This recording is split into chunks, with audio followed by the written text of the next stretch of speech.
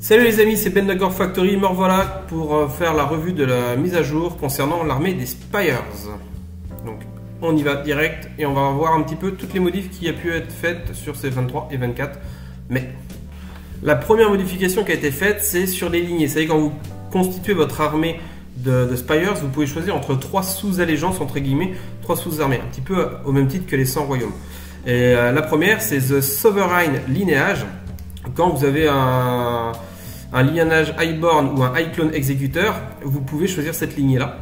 Et alors là, ils n'ont pas modifié la règle, ils l'ont entièrement réécrite juste pour l'éclaircir.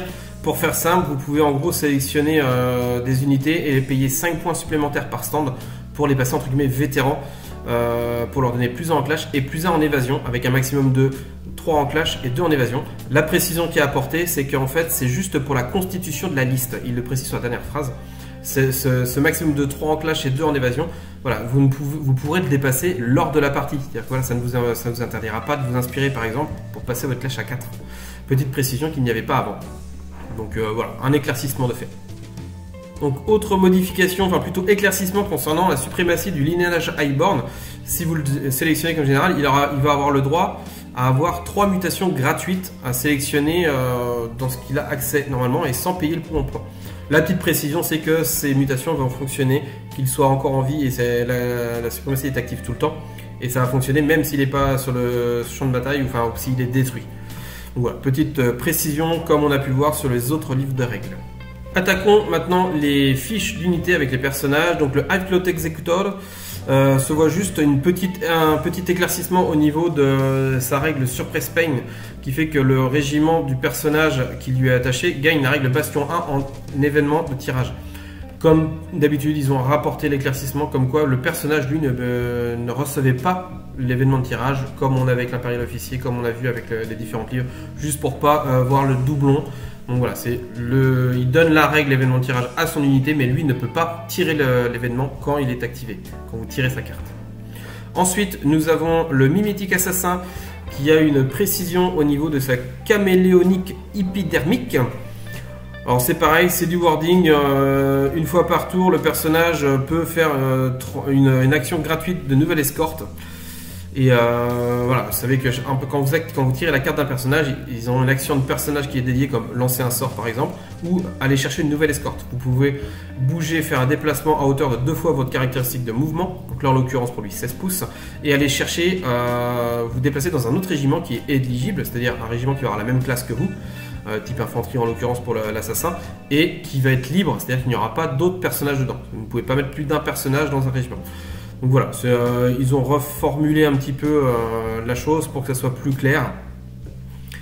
Et ils précisent bien que voilà, vous pouvez faire l'escorte, qu'elle est gratuite, et que le personnage il peut aller dans une nouvelle escorte, s'attacher à une nouvelle escorte dans destination, même si le régiment est engagé. Voilà, précision, vous pouvez rejoindre un régiment qui lui est engagé, au corps à corps, avec un ennemi bien entendu.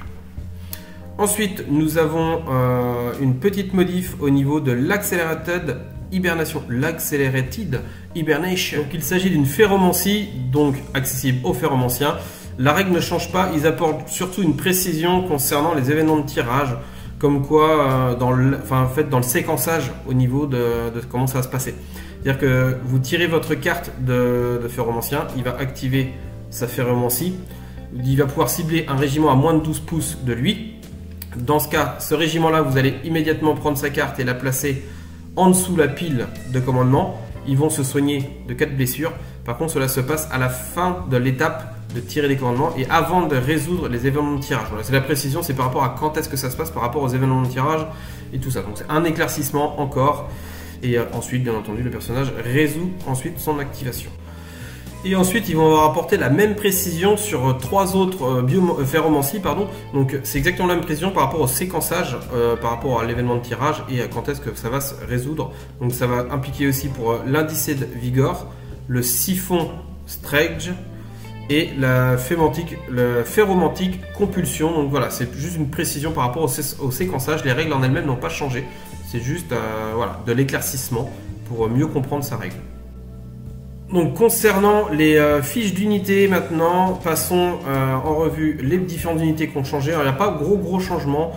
Les Force Ground Drone, eux, c'est juste une petite précision. Ils ont rajouté 2 mots dans le descriptif de la règle Pure Purposefully Mainless. Vous avez vu l'accent? Ça déconne pas. C'est juste qu'ils précisent bien qu'en fait, eux, leur règle, c'est qu'ils vont toujours utiliser la plus haute caractéristique de Resolve, même quand ils sont brisés. Et voilà, ils rajoutent juste le Always Us pour vous dire que c'est voilà, ils doivent toujours utiliser la plus haute Resolve. C'est juste une petite précision. Ensuite, nous avons les Vanguard Cloud Infiltrator, ceux qui font couler beaucoup d'encre. Ils sont passés barrage 5 et volet 2. Ils n'ont pas bougé en coup en point. Par contre, oui, là, clairement, c'est un gros nerf. Maintenant, justifié ou pas justifié, je vais pas lancer de débat pour pas avoir 15 000 messages pour dire ouais mais non, nos VCI ils sont plus jouables, machin machin. Est-ce que c'est justifié ou pas? Pour les avoir affrontés plusieurs fois, honnêtement je l'ai trouvé abusé. Je l'ai trouvé vraiment abusé en termes de puissance. Alors peut-être que mon adversaire les a toujours très bien joués et que c'est moi qui n'ai pas su les gérer, mais je ne pense pas.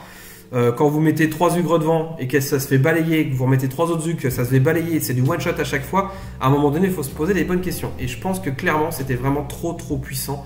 Avant, volet 3, barrage 6, ça envoie énormément de tirs. Alors oui, 14 pouces, maintenant ça suffit quoi. Ils balancent déjà encore quand même 5 tirs chacun. Ils ont l'affût de formation, ils sont Vanguard. Volet 2, alors oui c'est moins que volet 3, on est d'accord. Maintenant, il y a très peu d'unités de tir qui ont volet 3. Donc volet 2, c'est plutôt correct.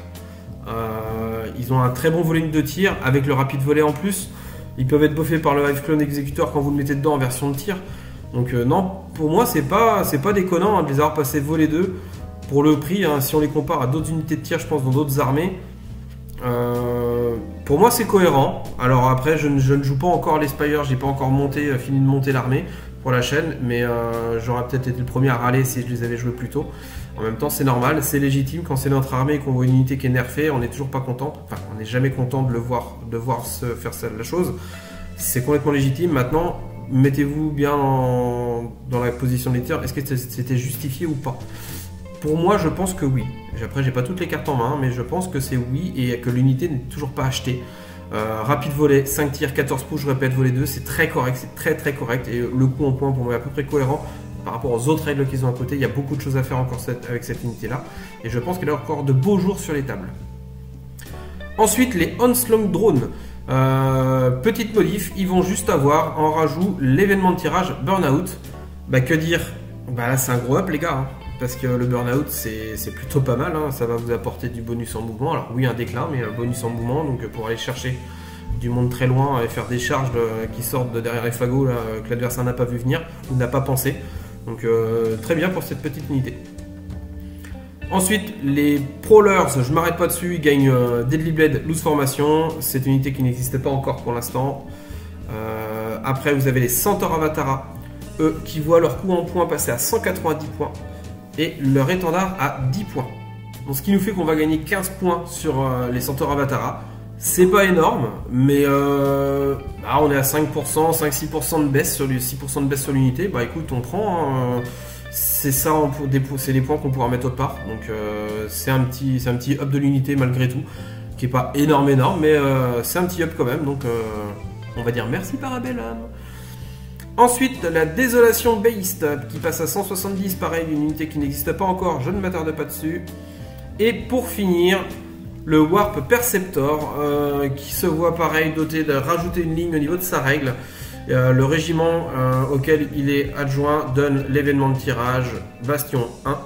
Et il précise que les personnages ne vont pas recevoir l'événement de tirage, c'est bien que l'unité qui va avoir l'événement de tirage, toujours dans la même veine de précision et éviter le double effet, le double gain d'événement de tirage, ce n'est pas possible. Seulement l'unité va avoir le bastion quand vous allez tirer la carte de l'unité qui l'aura rejoint.